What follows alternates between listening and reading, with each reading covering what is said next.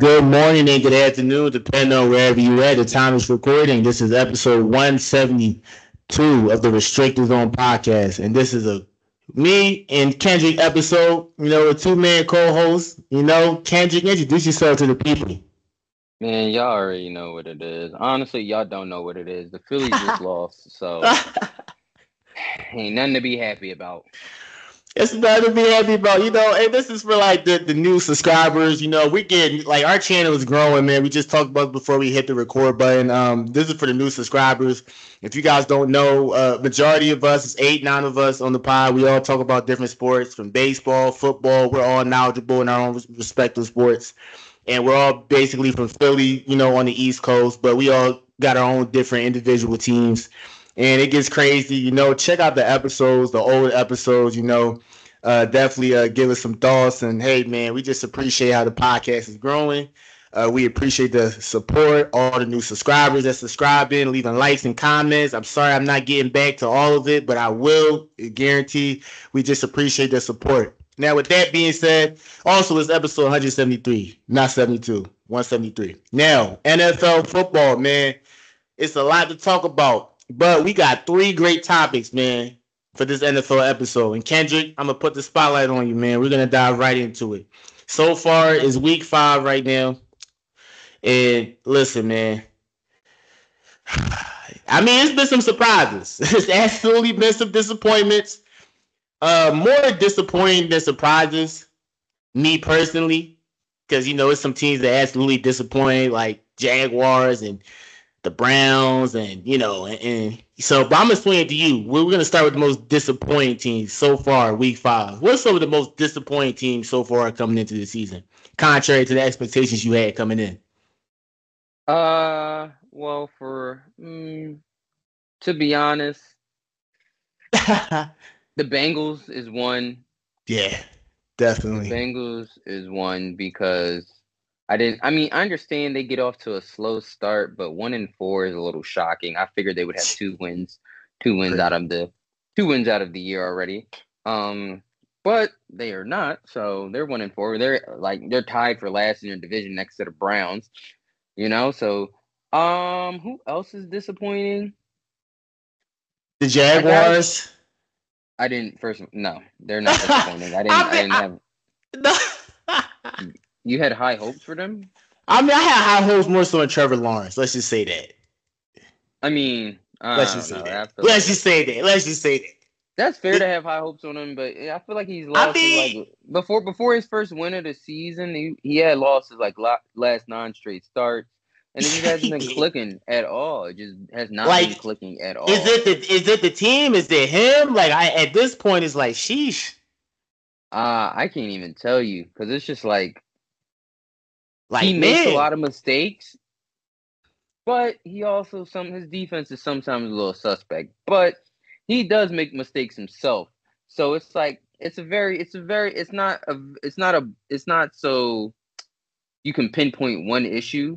Right. It's like you can pinpoint multiple issues. That's the problem. Right. Other than that, I don't really see any other teams disappointing. I mean, we could talk about the Eagles, but the Eagles, I had them going 2-2 or 3-1 from the jump. So, to me, they're right. I'm disappointed. That's fair.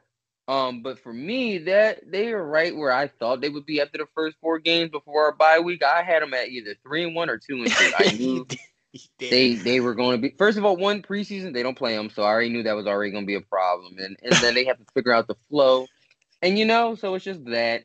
I mean, I guess we could say the 49ers, but they're missing their best offensive weapon. It's injuries more so with them. Yeah, so it's like if you're missing your best offensive weapon, what can you really do? You can try, right? But you still have some great talent around you. But I mean, when they got CMC, they really put it over the top, And when you don't got CMC, you see that they have to revert back to how they used to play, and it's just like you see the difference. You see the difference. You see day and night. Day and night.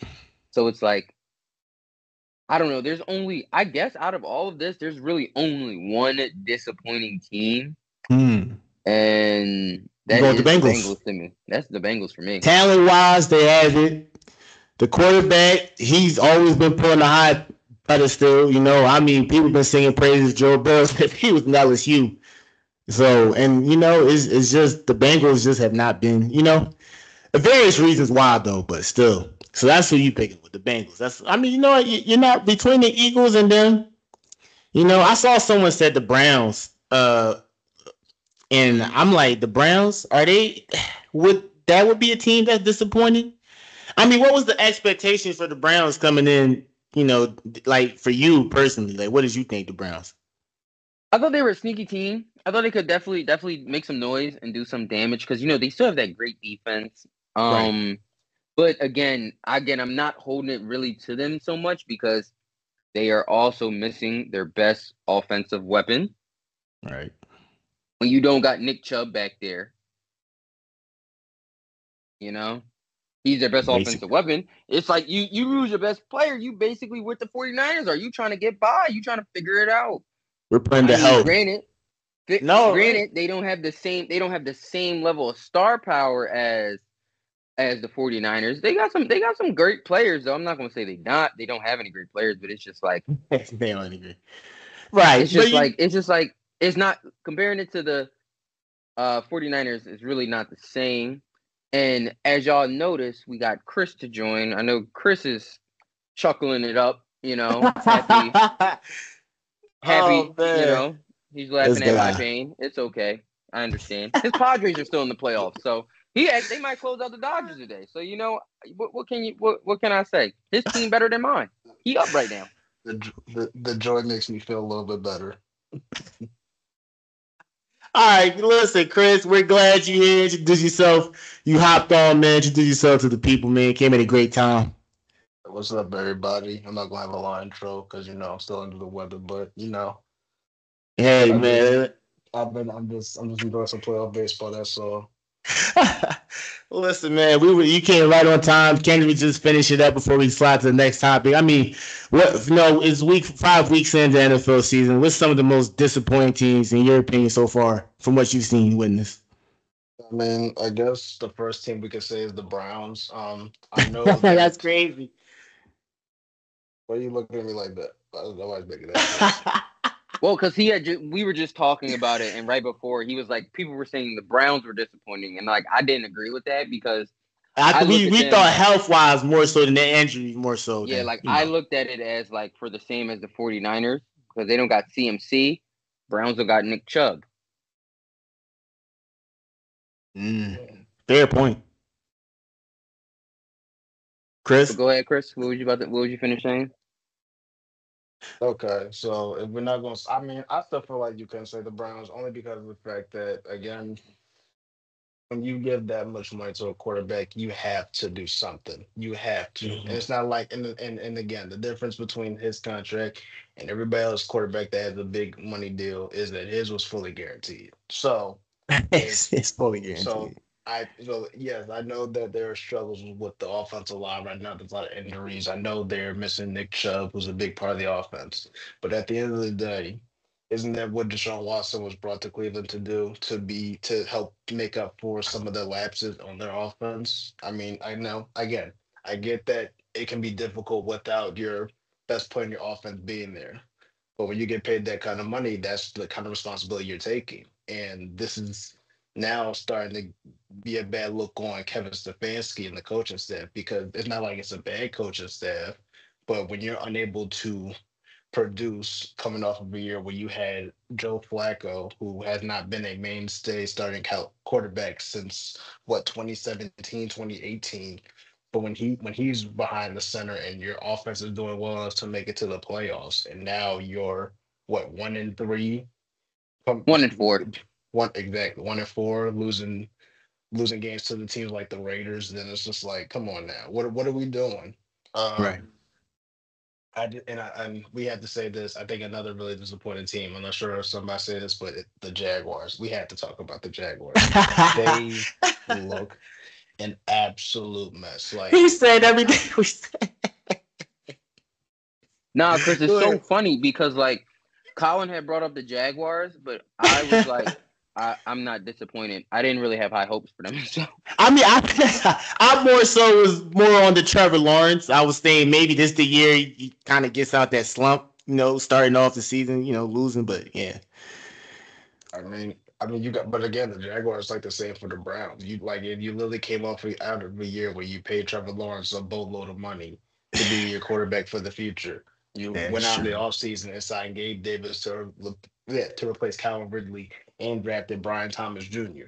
You have Travis Etienne still in the backfield, so it's not like you don't have terrible players on offense. So why is it all of a sudden now we're going from playoff appearance to choking at the end of the season last year to now competing for the number one overall pick in the NFL draft.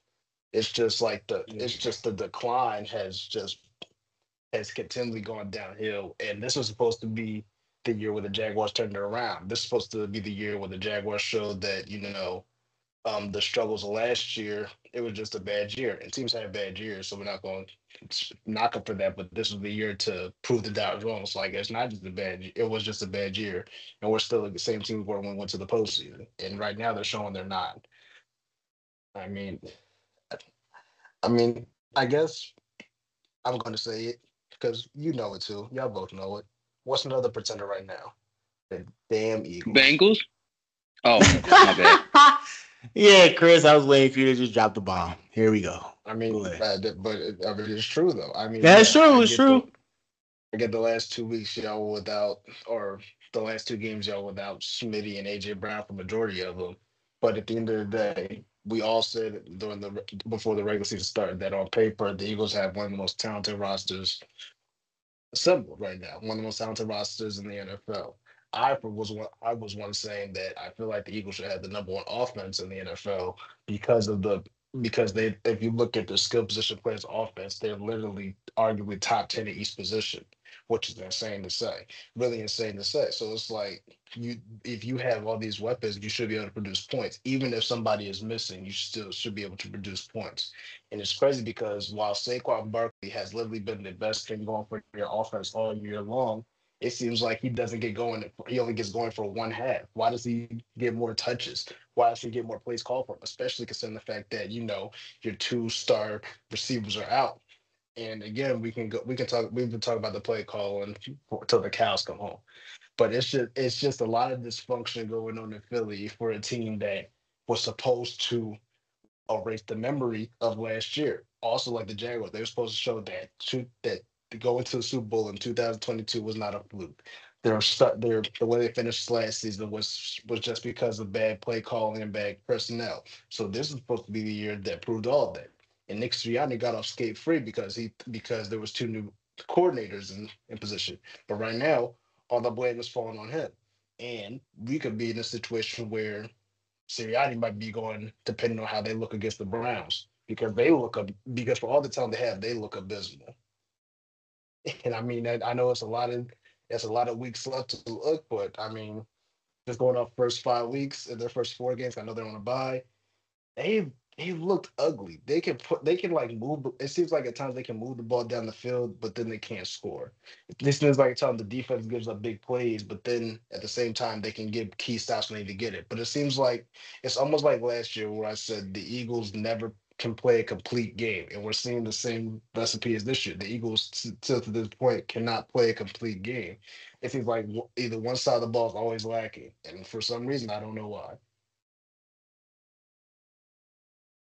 Man, man. Hey, listen, can't really argue against that. Kendrick, you want to add anything before we talk about the most surprising teams that's really exceeded expectations up until this point?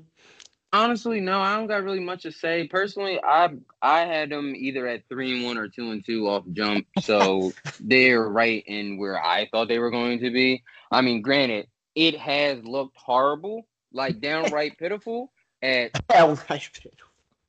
I think basically almost every game. I feel like almost every game.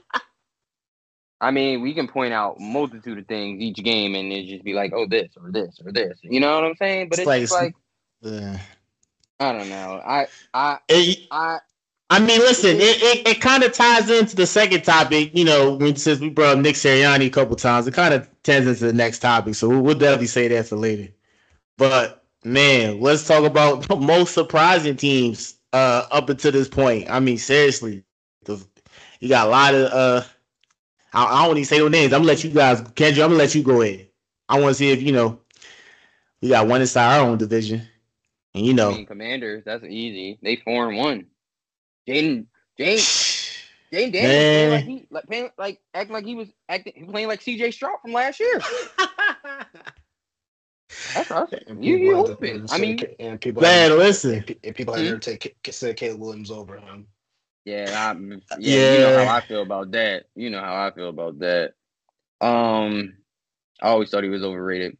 Another surprising team. There's really a few surprising teams. One, I feel like honestly, one They pretender didn't is mention though. the one team though. I'm just waiting to No, see the if you one mention. pretender I forgot to bring up is the Vikings. I really don't see Really? Oh, man. Okay. it's Sam Darnold. I think it's gonna I mean, everything's gonna shit. come 5-0 every, though. everything's gonna come full circle. Um, yeah. So I forgot to bring them up in the last one, but yeah, I think they're pretenders. But Okay. the Steelers being 3-2 when they started out 3-0 was kind of Yeah. what's going on? Justin Fields is starting. We got a little something, but they really just lack offensive power or offensive. If they could just get a decent offense where they can move the ball and put points on the board on a more consistent basis, they would be a top 10 team in the league. That's true. They would be a top 10 team in the league if they had a legitimately decent / good offense. Because they have a top 5 defense already. They have a top 5 defense. And that's the reason why you can never really you can count the Steelers out, but if their defense comes to really play on one day and shut down the team, cause a couple turnovers in the red zone, maybe be able to take some points away, get some easy points, then you can look at them and be like, well, they are doing, it's the defense. So the defense really carries that team. And it's like at a certain point, you have to start getting offense because the offense can play off the defense and the offense can score points and get 7 points instead of 3 points or no points at all. What's another team? I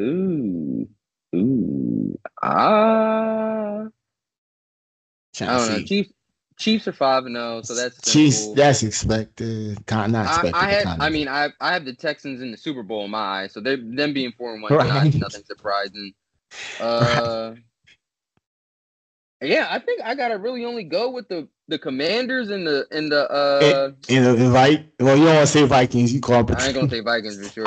The Commanders and Steelers are my two shocking ones because it's like 3-2 with the Steelers. Did not see that coming. And right. The Commanders being 4-1. Did not see that coming. But Jaden Daniels, that dog. I mean, he is, bro. Washington Commanders got their quarterback, man. But honestly, listen. I'm gonna say this. I was never starstruck by Caleb Williams, and I'm still not to this day because there's nothing that he does that shows out that he is like the end all be all. But at the end of the day, he's still running into the same problems that Justin Fields ran into while he was there. There's no offensive line. I don't know why they just don't invest a little bit, maybe a little bit, just a little bit. Also, you invested in your offensive skill players, but you didn't invest in your offensive line, and then you didn't invest into any of that. Yeah, I ain't even gonna get on my tangent about that. But I will say, Commanders and Steelers are my shocking teams that are Commanders and Steelers from Kendrick. Commanders and Steelers. All right, Chris. I mean, I like those choices. I really do. I mean, I understand why you say Vikings are pretenders, but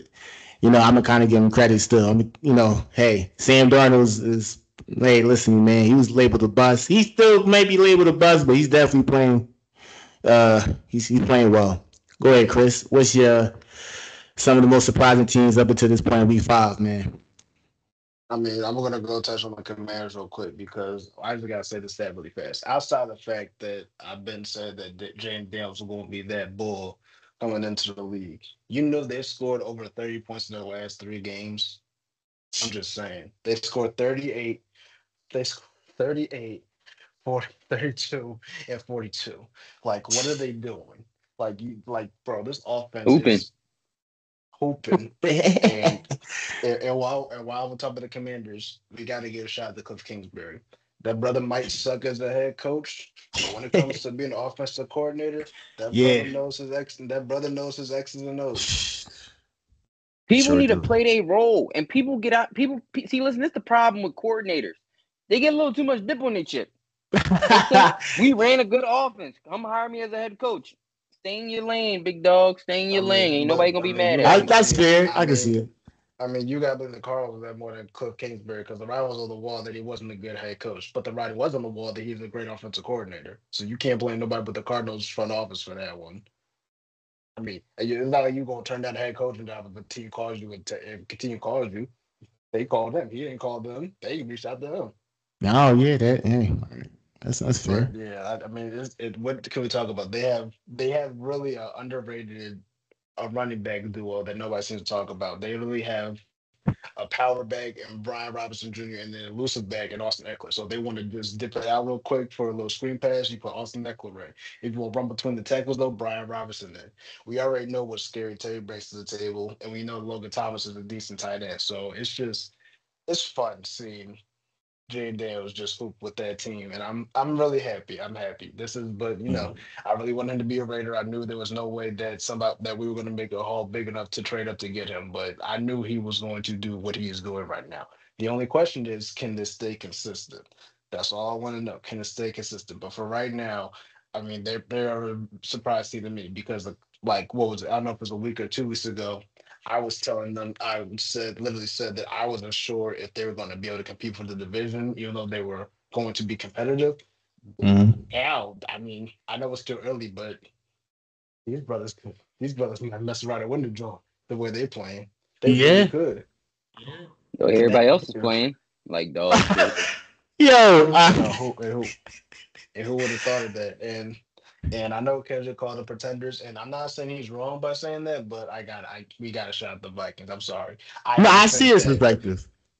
I did not think that Sam Darnold would be leading a team to a 5-0 record. No, at this point in the season. No, sure did. And like I said, after week 2, I jokingly started saying that Sam Darnold was going to win comeback player of the year.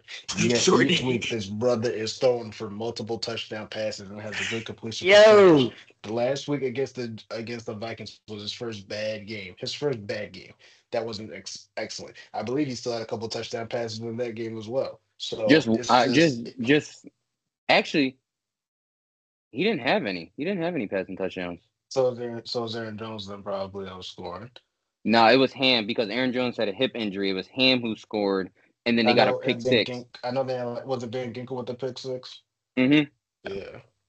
Okay. So he did play. So anyway, like I was saying though, last week was his first bad game, and the fact that they still won is crazy. We give a shout out to Brian Flores, the man that was at one point was blackballed by the NFL. Like I don't know. I'm really serious. I don't know anybody on that defense outside of Stephon Gilmore, Harrison Smith, and that might be it actually, and Byron Murphy Jr.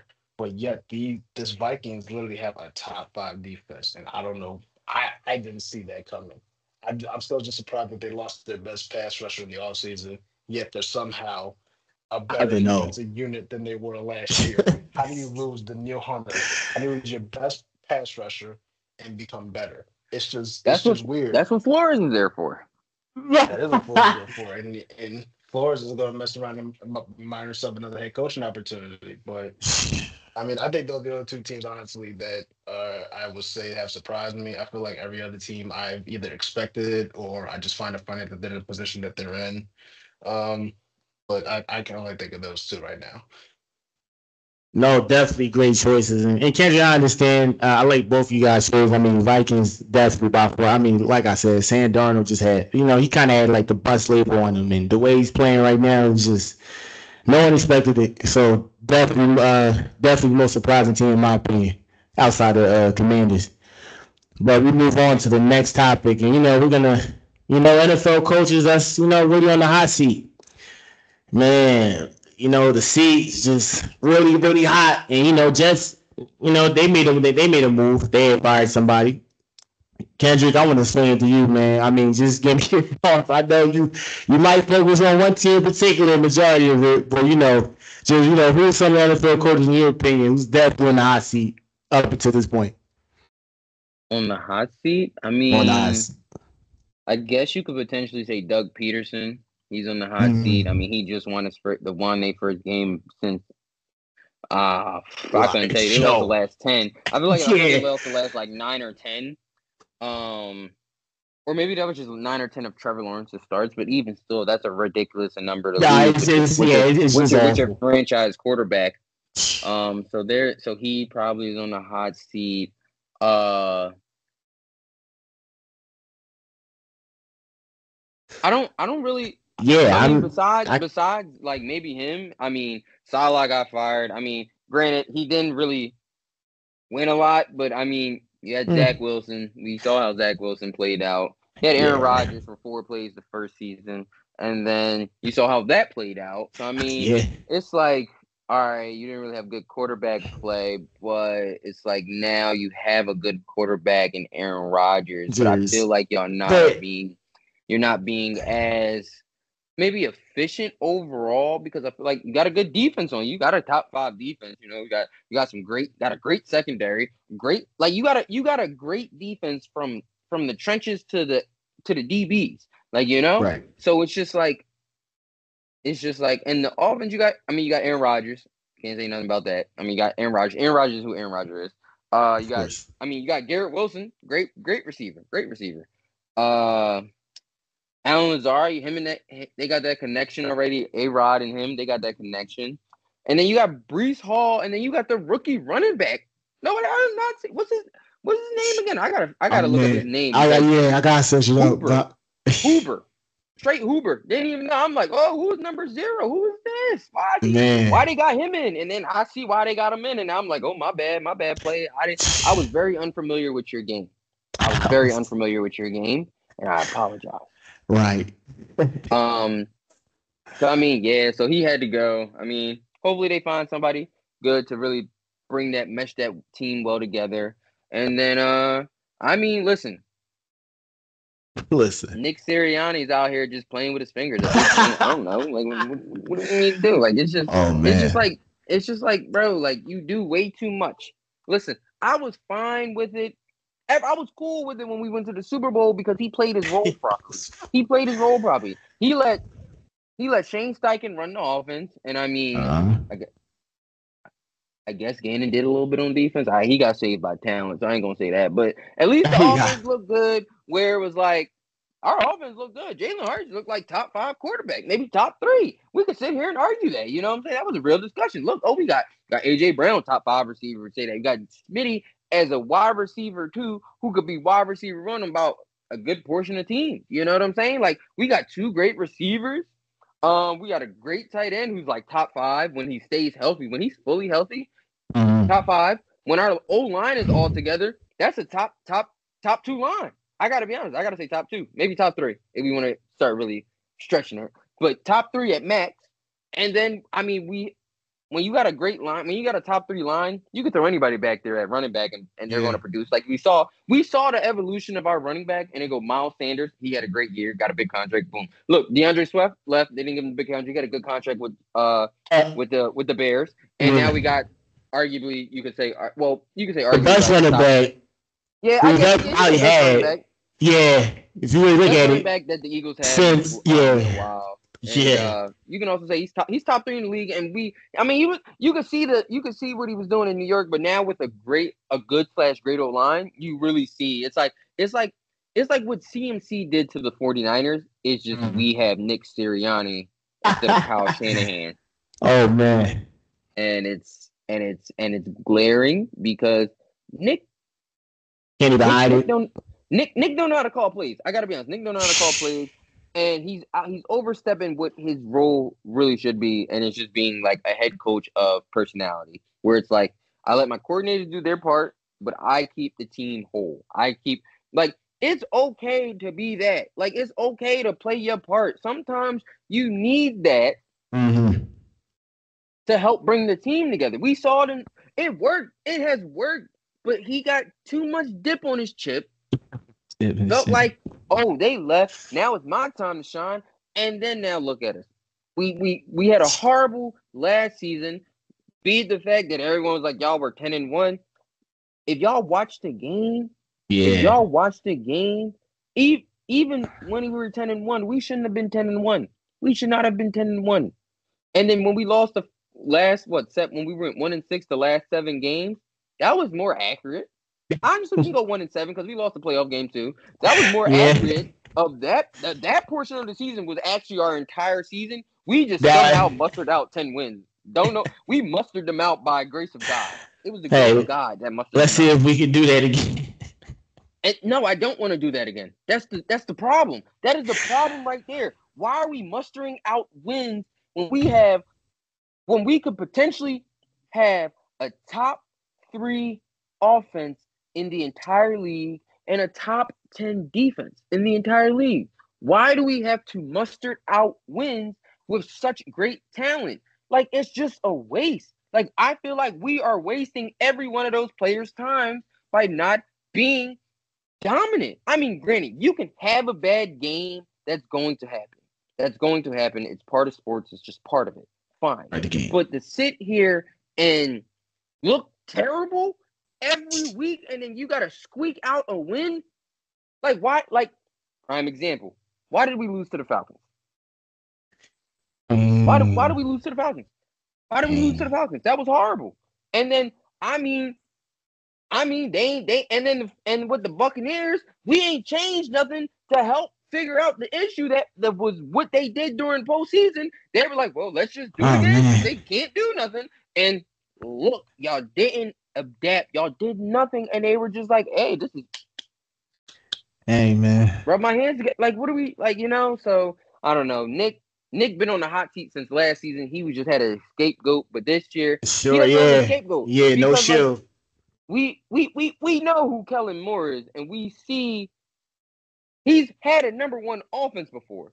So what is stopping him from having a number 1 offense here? You can't say talent because we can arguably say that this might be the talented roster he's ever been an offensive coordinator for. We can potentially arguably say that. Yeah. So it gotta boil to somewhere, and the only other place it can boil to is the head coach. So Nick's been on the hot seat. Nick been on the hot seat since last year, but what are we gonna do? What are we gonna do? Well, I know what we can do. Whether or not they do it though is the real question. Chris, I'm gonna swing it to you. Coaches in your opinion that's on the hot seat so far, well, this season. I mean, before I answer, I got a question for Kendrick. If you could pick which coach is gonna be fired next this year, who would it be? Nick. I guess I should have known that. All right. Well, but outside of the Eagles. Yeah. Kendrick. I guess. I don't know. I guess I gotta go with Doug. I'm sorry. I was I gotta go with Dougie P. All right, so I'm going to. I'll say this. I'm just going to list the top 5 coaches that I think are on the hot seat, and I'll tell you who I think is going to get fired next. So I think number 1, the creme de la creme, we all know is Doug Peterson. He got to be up there. Number 2, we'll put Nick Sirianni. Okay. I don't know what he's doing right now, Philly, but it's funny to watch. For number 3, I'm going to put Mike McCarthy because I thought last year should have been his last year in Dallas anyway. But I definitely feel like it's gonna be this year. I believe if it's not this year, next year will be the last year of his contract, and I think it's just time. They just need a new coach anyway because that offensive play call. I mean, the offensive play call, isn't it? But then at the same time, as long as Jerry Jones is the owner, they might not do shit anyway. Right. So But yeah, he's man. Can't fire an owner. You can't fire an owner. As much as I want to, you can't. For number 4, I'm gonna put Matt Eberflus, or I don't even know if I pronounced his name right. Matt Eberflus. Matt, I wouldn't even try.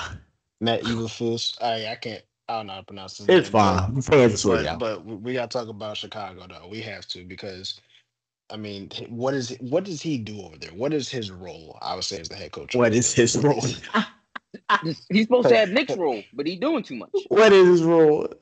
Because I feel like I don't know. I feel like this is what I don't understand. I think for like some defensive coordinators that become head coaches, I feel like what Kendrick said with Nick, they like overstep what they're supposed to do. Like I don't know if he's initiating or calling plays for the offense. I don't know what his role is in managing the offense, but remember, he was a defensive coordinator, a pretty decent defensive coordinator, but a defensive coordinator nonetheless. Now we have to talk about the Bears defense because the Bears defense is the only reason why they won 2 games, in my opinion. Definitely the reason why they beat Tennessee week 1 is because of their defense. It was only people who scored. Exactly. Yes. But and this what I don't understand is like again we can have to go back to this. I don't know whose idea in house it was, but you had a good starting caliber quarterback at Justin Fields in house. You could have done the same thing that you did in the offseason and surround him with a bunch of weapons and just see what he does from there. But instead, y'all wanted to get rid of him and bring in Caleb Williams with the #1 pick and then add Romeo Dunze with the 9th pick. Now again, you could have done the same thing really could have done the same thing if you just had Justin Fields. And maybe with that first round pick, you probably could have traded and got more stuff in return to help buffer up that offensive line. Because what Caleb Williams what Caleb Williams is realizing is that O line is pretty horrible. That O line kind of sucks. What DeAndre Swift is realizing is that O line sucks. It's pretty bad. And but you had a quarterback that knew how to play around the old line being so terrible. So what you could have done is instead of drafting Caleb Williams and getting eyeballs for him, you could have literally just traded that first #1 overall pick, gotten 2 or 3 picks in returns, and buffer up your offensive line. You still could have drafted Romeo Dunza with the 9 picks. So there's your other wide receiver right there to take over for Keenan Allen, and now you have offensive line that can go with your quarterback for the future. But nah, they want to get cute and stuff. And again, I don't know what the play calling is. I don't know what's going on, but I think Matt is definitely on the hot seat. Number 5, that was 5. Number 5 is a little tricky for me. I feel like one person deserves it, and the other person we're not talking about enough. So, or I'm sorry, doesn't deserve it, and the other person we're not talking about enough. So the person that I think doesn't deserve it, but possibly could happen to, is Kevin Stefanski. And that's only because this offense does not look good with Deshaun Watson. It really doesn't. And it sucks that he's here surrounded by this mess because, like we said about last year, he didn't have Nick Chubb for a great portion of the season last year, and he was trying out Joe Flacco, and they made the playoffs. But when you put in your actual starting QB that you signed to all this money, the offense looks a lot different. And I'm not sure if that's because of I don't know if that's because of the play call, and I don't know if that's Deshaun not buying into the system. But when you have a quarterback with that much money and you can't cut him because his dead cap is going to be ridiculously high no matter when you cut him. If you cut him this year, or if you cut him this year, his dead cap will be 72 mil. If you cut him next year, his dead cap is 170 plus mil. And if you cut him the year after that, it's another 72 mil. So who has to go first? The scapegoat has to be the head coach, unfortunately. And Kevin Stefanski might get the X, even though we know he doesn't deserve it. We know he's a pretty good coach. He just won Coach of the Year last year when he didn't deserve it, in my opinion. But I digress. Fact. But it's just unfortunate that he's put in this situation. It's almost like a lose-lose situation because now that the team's not performing well, they're going to talk about getting you out, probably get another coach that I quote unquote Watson respects, so that way maybe the offense can flourish. Another one I think we're talking about that's really underrated, but I think we have to talk about it is Mike McDaniel. I think Mike McDaniel's been getting away. I think Mike McDaniel's been getting away with it for a little bit. I really think he has. And Hmm. here's why I'm saying that, Kendrick, because I see you looking into the clouds thinking about it. I know Tua is a big part of that offense. I really know. I really do know he is. I really do know. But if you're supposed to be an offensive guru and you have again a lot of speedsters around you, like a Tyreek Hill, like a Jalen Waddle, like a Devin Etienne, you just got back Raheem Mostert. You have to find some way to still put points on the board. It's almost like they can't run plays anymore without Tua. That's kind of sad. And we've seen multiple situations everywhere else where even if you just plug in a backup for a couple of games or however the case may be, they don't look the same as with the starters, but they can still produce. He's not producing it. Tua's not the quarterback, and that's a red flag, mind you, as well. The last 2 years with the Dolphins, what have we seen since Tyreek Hill got there? We see them have great starts and terrible finishes.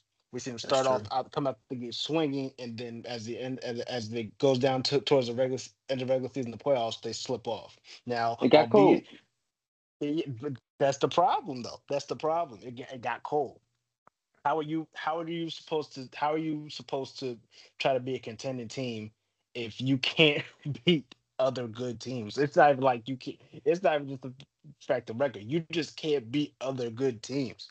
Let's look at last year. We were last year we were all talking about the Dolphins. I believe they were started out what 4-1, maybe 5-0. I don't remember how they started out, but their offense was clicking on all levels. And how much and I remember in this podcast chat alone how much we talked about that Dolphins offense after they dropped 70 on the Broncos. They were hooping on all cylinders. If you look at the rest of that year, the only playoff caliber team they beat the entire way was the Cowboys. That was it. They lost every other competitive game that they were in. And now you come bringing it back to this year, and again, you don't have a plug-in option for quarterback. So my thing is this: is what I understand. I know each roster has three quarterbacks on their depth chart. I feel like if you know, especially for the Dolphins, if you know you have a quarterback that has had a problem in the past with staying on the field, why wouldn't you try to sign somebody that also knows your offense? That's just what I don't understand. You try to do it too with thinking that it's all good, but in the case that Tua went down, who's the plug-in guy? You signed Tyler Huntley off of waivers, and he's trying to let off as fast as he can. And I mean, it could look good with him because he has that kind of He has the capability to plug it in and be good, but it doesn't look good. And I think the Dolphins stay on the trajectory. Mike McDaniel needs to get talked about a little bit more because again, he's been there for what 3 or 4 years, and the team has looked the same. No matter how good they've got, no matter how good they look on paper, no matter how many points they scored, no matter how the offense looks or how the pass rushers look, they just at the end of the day they always finish the same. It's almost like looking at the Cowboys just without the high expectations. Oh, you know what? That's fair. See, I think also Mike McDaniel's issue is I think he's a good offensive minded person. Like, don't get me wrong, I think he can hoop as offensive, like offense coordinator and all of that and call great plays. I think I think he does not build a system properly where it can fit multiple, like it can fit a backup in where it looks sustainable. His is like his is based off all the starters, and it's like we got we got we got Tua, and it's like, all right, he knows everything. He got the connections and everything. Boom, he can do those passes. He can throw it. He doesn't even really throw the receivers. He throws the spots, and he knows that when I got 1, 2, now he's gonna hit that spot, or he's gonna be at that spot. 1, 2, 3, now I'm gonna throw it now because he's gonna reach the spot. And that's a lot of their offense though. It's not really throwing to receivers; it's throwing to areas, and that comes with timing. And I think that is the issue where if your entire offense is based on timing, you throwing the ball where your receiver is supposed to be, then it's like you have to build that through, off seasons and through week by week, day by day, minute by minute. That's like something you have to build upon. And I think that's what he focused on way too much as to why the offense looks like it's non-existent or does not exist, or if it's even real at this point because of that factor alone. But other than that, I respect your list. I do feel bad for the Browns though, because we not gonna lose 70 million. We not about to lose 170 million. It's just been, I'm like, we're just looking at it from pure business. Listen. Listen. We gave Hurts. How much is Hurts' contract?